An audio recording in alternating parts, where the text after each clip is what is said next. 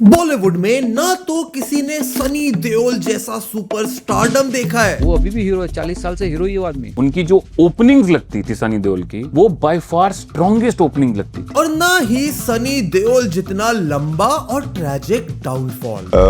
गदर जैसे मैं बहुत दफा कहता हूँ और फिर से कह देता हूँ कि पहली गदर जब लगी थी तो इतनी सक्सेसफुल थी कि पता नहीं मेरी दुकान क्यों बंद हो गई। 2023 में गदर 2 ने करे थे 690 करोड़ वर्ल्ड वाइड कलेक्शन। 2025 में जाट ने कमाए 119 करोड़ और 2026 में बॉर्डर 2 10 दिन के अंदर 300 करोड़ का कलेक्शन ऑलरेडी कर चुकी है। जहां सलमान खान, अक्षय कुमार, अजय देवगन, आमिर खान 90s के सारे बड़े स्टार्स आज स्ट्रगल कर रहे हैं। 22 साल बाद भी सनी देओल का नाम ही काफी है फैंस को थिएटर में खींचने के लिए। आज आप देख लीजिए कि गदर 2 इतने समय के बाद आती है, लोग पगला जाते हैं गदर 2 देखने के लिए। सनी देओल की सक्सेस जितनी मैसिव और ऑर्गेनिक लगती है उतनी है नहीं, क्योंकि 2001 से 2023 तक सनी देओल ने 22 साल में 32 फिल्में करी और गेस करो कितनी सोलो हिट डिलीवर करी?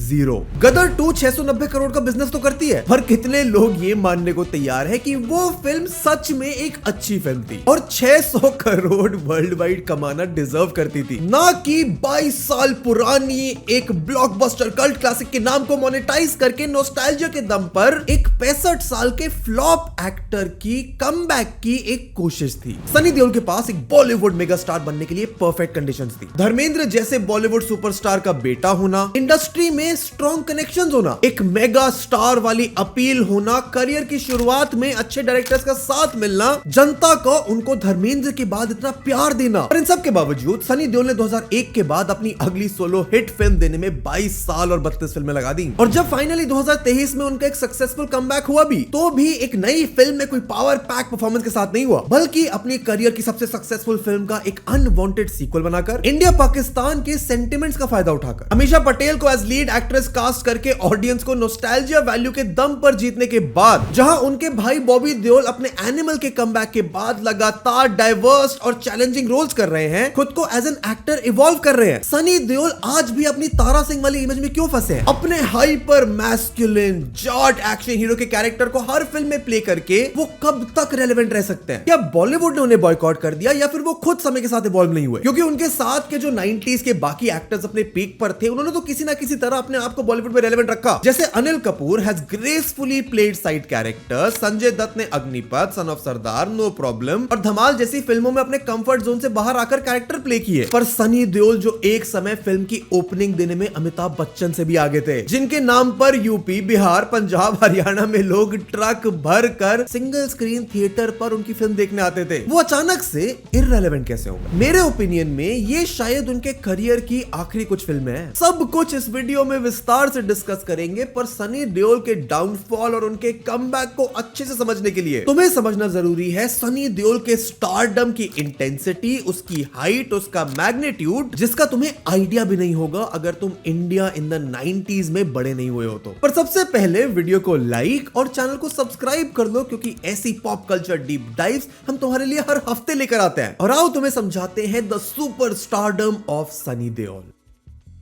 19 अक्टूबर 1957 को अजय सिंह देओल यानी सनी देओल का जन्म होता है, एक ऐसे एक्टर के घर में जो अगले 25 सालों में बॉलीवुड के सबसे बड़े सुपरस्टार्स में से एक बनने वाले थे, the original he man of Bollywood. और पढ़ाई में तो सनी देओल इतने कमजोर थे कि किसी तरह पासिंग मार्क्स लेकर स्कूल में पास हुए, ग्रेजुएशन करी, पर आज तक अपनी फिल्मों की स्क्रिप्ट खुद नहीं पढ़ पाते हैं। हाँ, बाद में he was diagnosed with a disorder called dyslexia, जो ईशान अवस्थी को थी 2007 की फिल्म तारे ज़मीं पर में। इसीलिए कॉलेज के बाद सनी देओल जाते हैं लंदन के एक एक्टिंग स्कूल में थिएटर और एक्टिंग सीखने। When he comes back, he makes his debut in a Bollywood film at the age of 26.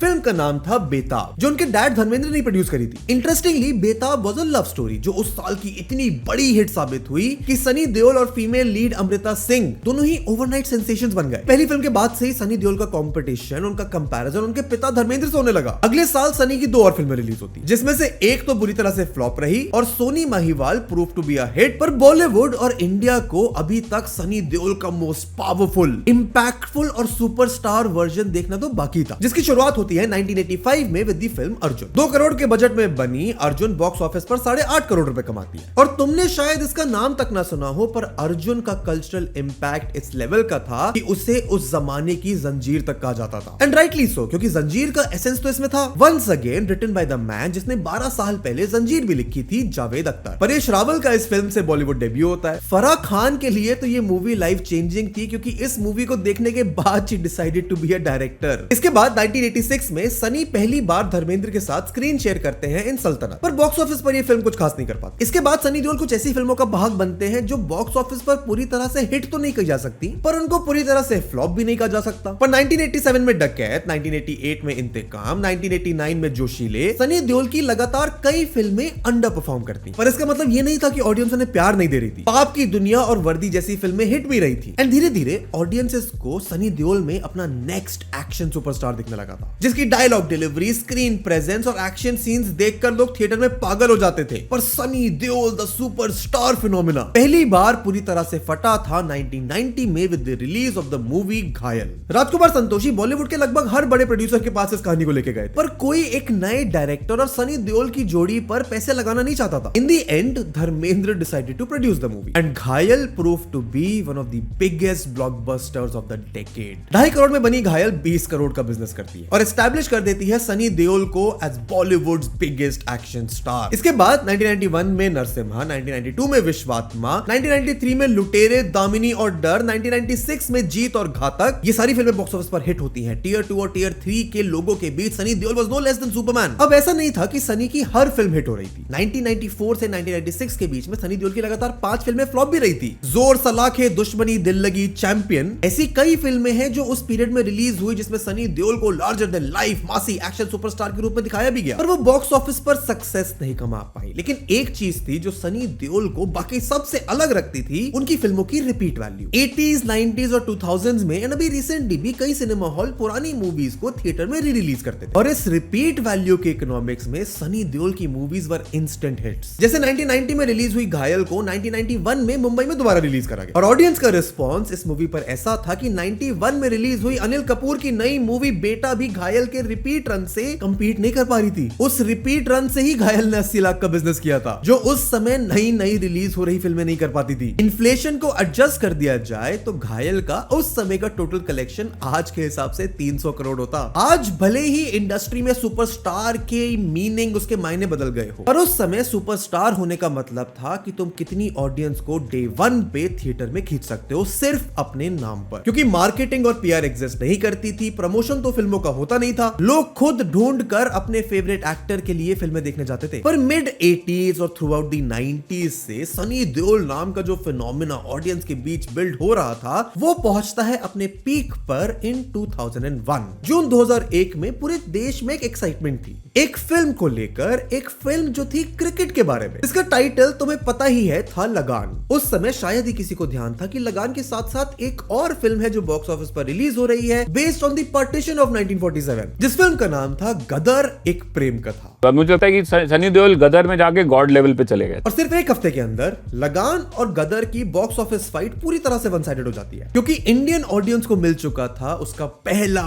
Fictional on screen superstar Tara Singh, जिसको in terms of cinema impact तुम हॉलीवुड के Superman, Spiderman, Batman से compare कर सकते हो। अब गदर का हिट होने के कारण, चाहे उसकी स्टोरी हो, उसके एक्शन सीन्स हो या उसके एवरग्रीन गाने हो, अमीषा पटेल और सनी देओल की हार्ट टचिंग लव स्टोरी हो, और सनी पाजी का पाकिस्तान जाकर हैंडपंप उखाड़ना, ये वो सीन्स हैं जिनका कल्चरल इंपैक्ट हम आज तक फील कर पा रहे हैं, जो बना सनी देओल के करियर का हाईएस्ट पॉइंट। 2001 में 111 करोड़ का कलेक्शन, बॉक्स ऑफिस के सारे रिकॉर्ड्स टूट जाते हैं। ये वो पॉइंट था जब शायद सनी देओल को भी लगा होगा कि अब वो इंडस्ट्री के सबसे बड़े लेगेसी डिफाइनिंग स्टार बन सकते हैं, अमिताभ बच्चन, राजेश खन्ना जैसी लेगेसी अचीव कर सकते हैं। अब शायद उनके करियर में ब्लॉकबस्टर्स की लाइन लग जाएगी, पर हुआ उसका बिल्कुल ऑपोजिट, क्योंकि गदर की सक्सेस सनी देओल के करियर का एक ऐसा टर्निंग पॉइंट बन गया जहां से उन्होंने एक ऐसा डाउनफॉल देखा जो शायद बॉलीवुड के किसी बड़े स्टार ने नहीं देखा होगा।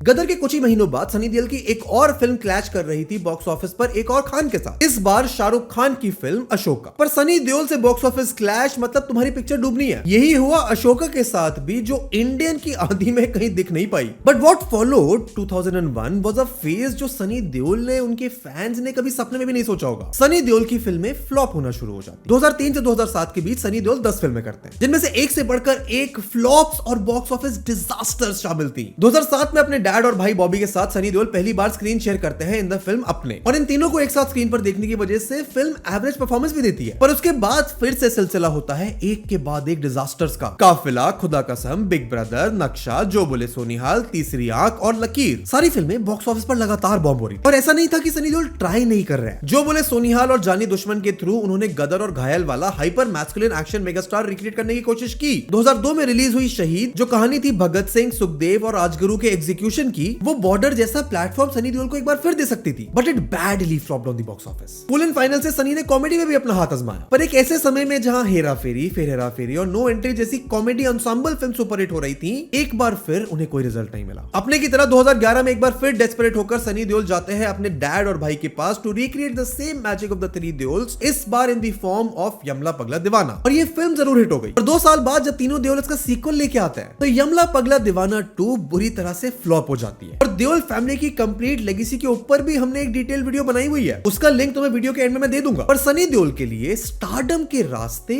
अब बहुत जल्दी बंद होते दिख रहे थे। वो हर तरह का एक्सपेरिमेंट कर चुके थे, अपने आप को इवॉल्व करने की कोशिश कर चुके थे। यमला पगला दीवाना 2 के फ्लॉप होने के बाद आने वाले कई सालों तक सनी देओल फिर से अपना वो स्टारडम पाने की नाकाम कोशिश करते रहे। Singh Saab the great, Dishkiyaoon, I love New York, poster boys, Yamla Pagla Deewana part 3, मोहल्ला 80, भैया जी सुपरहिट, ब्लैंक और चुप। पर हर फिल्म के साथ सनी देओल नई जनरेशन के लिए और ज्यादा फ्लॉप और इररिलेवेंट होते जा रहे थे, जहां उनके टाइम के बाकी एक्टर्स अब अपने आप को कैरेक्टर रोल्स में इवॉल्व कर चुके थे। संजय दत्त, अनिल कपूर, मिथुन चक्रवर्ती, हर कोई किसी ना किसी तरह से दोबारा अपनी रेलेवेंस एस्टैब्लिश कर रहा था। But Sunny Deol was pushing himself more into darkness with every release. 2016 में वो फिर से एक बेट लगाते हैं अपने करियर रिवाइवल की with the release of the part 2 of the cult classic film घायल। पर घायल वंस अगेन अपने 50 करोड़ के बजट को भी अच्छे से रिकवर नहीं कर पाती। हालत इतनी खराब थी कि यमला पगला दीवाना 2 के फ्लॉप होने के बाद जेपी दत्ता, जिन्होंने बॉर्डर बनाई थी, जो उस समय बॉर्डर 2 में सनी देओल को एज अ लीड कास्ट करना चाहते थे, वो फिल्म को रोक दिया। 2015 में हम जेपी साहब करना चाह रहे थे बॉर्डर 2, लेकिन उस वक्त मेरी यमला पगला 2 लगी थी और वो चली नहीं थी। और 2015 में अगर बॉर्डर 2 आती, सनी देओल का कमबैक उससे हो सकता था। पर क्योंकि ऐसा नहीं हुआ, तो सनी देओल के अंदर अपने करियर को चलाने की डेस्परेशन इस हद तक बढ़ गई कि सनी देओल एक्टिंग छोड़कर प्रोडक्शन और डायरेक्शन में अपना लक आजमाते हैं। घायल वंस अगेन को डायरेक्ट और प्रोड्यूस करने के बाद 2019 में सनी देओल बॉलीवुड से एक वर्चुअल रिटायरमेंट ले लेते हैं एज एन एक्टर, क्योंकि इस बार डायरेक्टर बनकर वो लॉन्च करना चाहते थे अपने बेटे करण देओल को विद हिज डेब्यू फिल्म पल पल दिल के पास, जिसका हाल भी बॉक्स ऑफिस पर वही होता है जो पिछले 19 सालों से सनी देओल की फिल्मों का हो रहा था। प्रोडक्शन में आना तो सनी देओल के लिए और महंगा पड़ गया, क्योंकि ना तो फिल्में चली, ना सनी देओल का करियर ट्रैक पर आया, और नुकसान हुआ करोड़ों रुपयों का जो सनी देओल ने फिल्में प्रोड्यूस करने के लिए लोन पर लिए थे। बिजनेस में शॉर्टकमिंग हो जाती है, आप पिक्चरें बना रहे हो और रिकवरी नहीं होती, तो फिर ऑब्वियसली आपने अपनी प्रॉपर्टी दी होती है तो प्रॉब्लम्स आती हैं। तो मुझे भी बहुत प्रॉब्लम्स आई हुई हैं। 56 करोड़ रुपए रीपे ना कर पाने की वजह से 2022 में उनके फैमिली स्टूडियो और ऑफिस को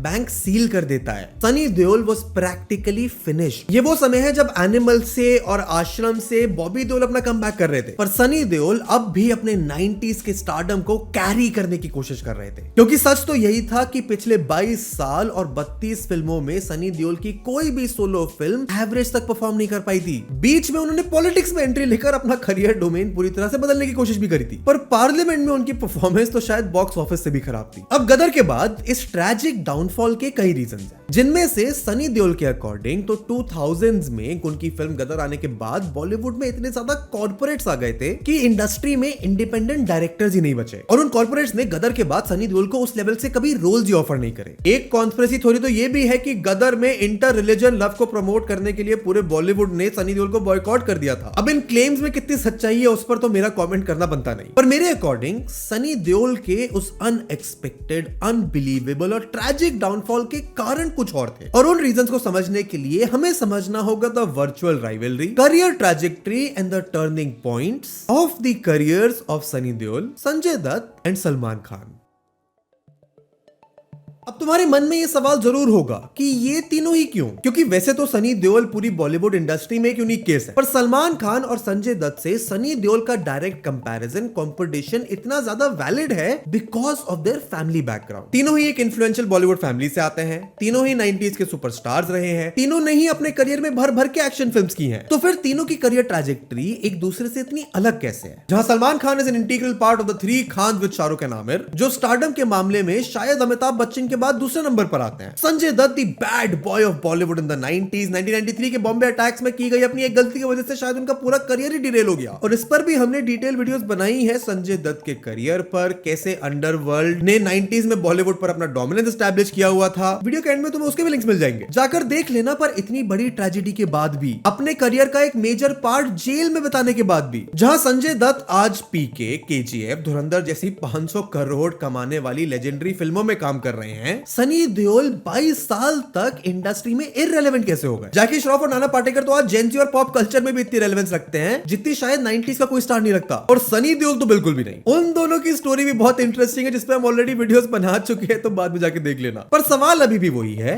व्हाई सनी देओल? और इसका जवाब जानने के लिए चाहिए एक deep analysis on the style of Sunny Deol cinema. Sunny Deol ने हमेशा से मासी मूवीज की हैं। ये पर्टिकुलरली कई लोगों की नजर में ग्रेट सिनेमा भले ना हो, पर टियर 2 और टियर 3 के ऑडियंसेस के लिए ये फिल्म एक एस्केप थी। Just like the action films of Amitabh Bachchan in the 70s, पर एक फर्क था। जहां अमिताभ बच्चन की शोले, दीवार, डॉन और काला पत्थर सलीम जावेद ने लिखी थी, उनका स्क्रीन प्ले शायद बॉलीवुड में सबसे बेस्ट था। अमिताभ बच्चन सेंट्रल कैरेक्टर जरूर थे, पर फिल्मों के बाकी कैरेक्टर्स बस स्क्रीन भरने के लिए नहीं थे। पर सनी देओल की मासी मूवीज के सुपरहिट होने का सिर्फ एक रीजन था, सनी देओल खुद। और ये एक बोल्ड स्टेटमेंट जरूर है, पर अगर तुम ध्यान से सोचोगे तो समझ आएगा कि सनी देओल अगर साउथ के सुपरस्टार होते तो उनका कंपैरिजन आज रजनीकांत से होता। क्योंकि जहां साउथ सिनेमा अपने रूट से पूरी तरह जुड़ा रहा, अपनी ऑडियंसेस के लिए मासी मूवीज प्रोड्यूस करता रहा, 2000s के बॉलीवुड में देखने को मिला एक अलग तरह का elitism, social class difference between the massy audience and the film maker. फिर चाहे वो करण जौहर की धर्मा प्रोडक्शंस हो, या फिर यशराज फिल्म्स, या फिर टी सीरीज, जिसकी वजह से शाहरुख, सलमान और ऋतिक रोशन जैसे सुपरस्टार को जरूर फायदा मिला, पर गोविंदा और सनी देओल जैसे मासी स्टार्स, जिनके लिए टियर 2 और टियर 3 की ऑडियंसेस में मन में हमेशा क्रेज था, जो उस एलीट एस्पिरेशनल सिनेमा में फिट नहीं होते थे, दो सुपरस्टार सॉ ट्रैजिक डाउनफॉल। ऊपर से सनी देओल इतनी कनेक्टेड और रेप्यूटेड बॉलीवुड फैमिली से आने के बावजूद ना तो कभी किसी लेगेसी प्रोडक्शन हाउस के सोशल सर्कल्स में दिखते थे, और ना ही कभी किसी बॉलीवुड पार्टी में गए। मैं इसलिए पार्टियों पे नहीं जाता बिकॉज मैं दारू नहीं पीता। तो अगर आप दारू नहीं पीते तो वहाँ जाके क्या करेंगे? बिकॉज हर आदमी ने लगाई होती है और हर आदमी उस लेवल पे होता है जहाँ पहुंच ही नहीं पाओगे। आपको पकड़ लेंगे, बार बार बोलते जाएंगे, एक बात बोलेंगे, दूसरे ने पकड़ लिया, उसने वही बात कही जानी है। तो एंड ऑफ द डे आप वहाँ बेवकूफ से लग रहे होते हो ये इंटेलिजेंट लोगों के बीच में।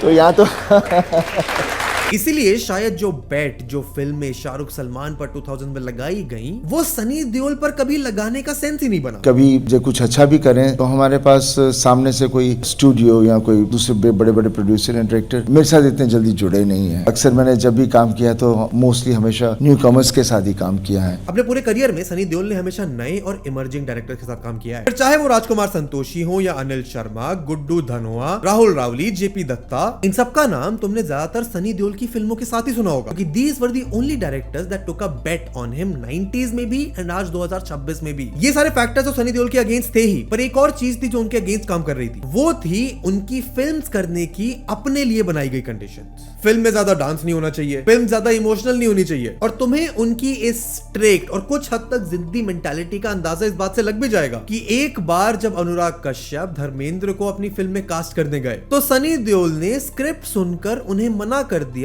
For this weird reason. उनसे मिला था, मैंने फिल्म लेके गया था बहुत पहले करियर के शुरुआत में, स्टोरी सुनाने। क्या बोला? बहुत खुश हो गए। उनका बेटा बहुत टाइम हो गया मेरे मुंह पे मेकअप नहीं लगाया, बहुत अच्छी लगी कहानी तुम्हारी, करते हैं। फिर सनी ने सुनी, सनी ने मना कर दिया, बोला मैं पापा फिल्म नहीं करेंगे। मैं क्यों?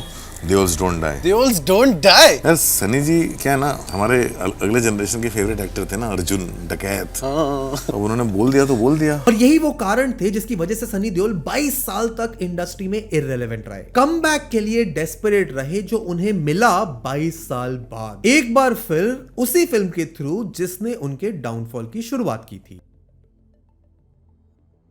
11 अगस्त 2023 बॉक्स ऑफिस पर रिलीज होती है गदर 2, जिस पर डाउट केवल मेकर्स और न्यू एज ऑडियंस को नहीं, सनी देओल को भी था, क्योंकि फिल्म के अराउंड सवाल बहुत सारे थे। क्या न्यू एज ऑडियंस गदर के उस इमोशन से कनेक्ट कर पाएगी? क्या गदर 2 सिर्फ एक और डेस्परेट कोशिश है सनी देओल के कमबैक की, जस्ट लाइक घायल वंस अगेन? क्या गदर 2 अपनी गदर की ओरिजिनल लेगेसी के साथ जस्टिस कर पाएगी? एंड सनी देओल खुद शायद गदर 2 की सक्सेस के बारे में श्योर नहीं थे, क्योंकि जितना प्रमोशन सनी देओल ने गदर 2 से पहले किया था उतना तो शायद अपने करियर की किसी और फिल्म के लिए नहीं किया होगा। पर अगले 4 हफ्तों में बॉक्स ऑफिस पर जो हुआ वो सनी देओल को तो छोड़ो, किसी ने भी एक्सपेक्ट नहीं किया था। 500 करोड़ का डोमेस्टिक कलेक्शन, 690 करोड़ का world wide collection, becoming one of the highest grossing films of Bollywood ever. 3 हफ्ते बाद जवान नहीं आ रही होती तो मुझे लगता है कि गदर 2 कहां जाके रुकती, उसका कोई लिमिट नहीं था जिस तरीके से वो पिक्चर चल रही। गदर 2 ने एक बार फिर फैंस को, इंडस्ट्री को याद दिला दिया कि हिंदी सिनेमा में सनी देओल से बड़ा मास एक्शन स्टार एग्जिस्ट नहीं करता। पर ये तो सनी देओल के हीरोइक कमबैक की बस एक शुरुआत थी, क्योंकि सवाल तो अभी भी उनके करियर को लेकर बहुत सारे थे। गदर जैसी लेगेसी फिल्म का सीक्वल बनाकर उसे हिट कराना तो शायद सबसे आसान काम था, क्योंकि ओरिजिनल गदर का नेशनल इंपैक्ट, उसका कल्ट स्टेटस, उसका नेशनलिस्ट सेंटिमेंट ही शायद इतना ज्यादा था कि उसके सीक्वल का हिट होना